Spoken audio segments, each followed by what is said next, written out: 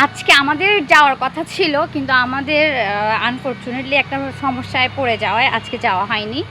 So আজকেও থেকে গেলাম এখানে। মা পুরা জায়গাটা কিন্তু আমাদের জঙ্গল ছিল, কিন্তু এখানে মা পুরাটা এই পুরাটা মাটি কুড়ে পুরাটা ক্ষেত করে ফেলছে।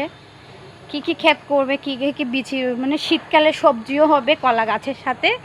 কলা চারপাশে তো অনেকগুলো কলা গাছের সাথে অনেকগুলো মনে হয় সবজি গাছ রোপণ করা হবে, যাতে শীতে সবজি খাওয়া যায়।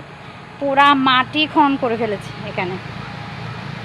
তো কালকে চলে যাবে ইনশাল্লাহ। আজকে একটা দিন পেয়ে গেলাম, যেতে না পারলেও ভালোই লাগছে।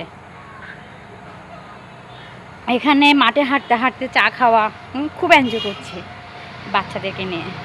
আজকে লাস্ট দিন, আজকে আমাদের চলে যাওয়ার কথা ছিল কিন্তু আমরা যাইনি, আজকেও থেকে গেলাম। ভালোই লাগছে এখানে।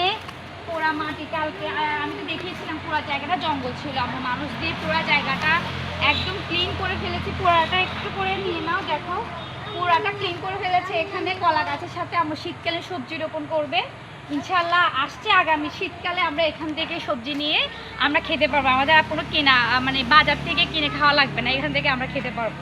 আর হচ্ছে নিজের গাছের সবজি খেতে আসলে অনেক বেশি ভালো লাগে। আমাদের 4-5টা জায়গা, অনেক বড় জায়গা, এখানে অনেক বিশাল জায়গা। তো গ্রাম মিস করব, অনেক বছর পর আসছি, কিন্তু এবার মনে হচ্ছে প্রায় আসা হবে আমাদের। মা বাবারা ঠিক করছে এখন থেকে গ্রামে থাকবে, আর শহরে থাকবে না।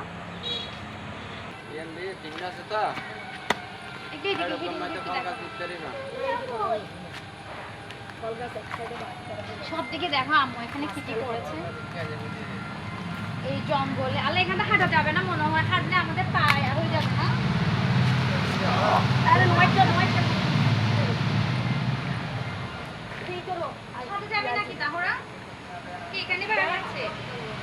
এখানেই ভালো লাগছে।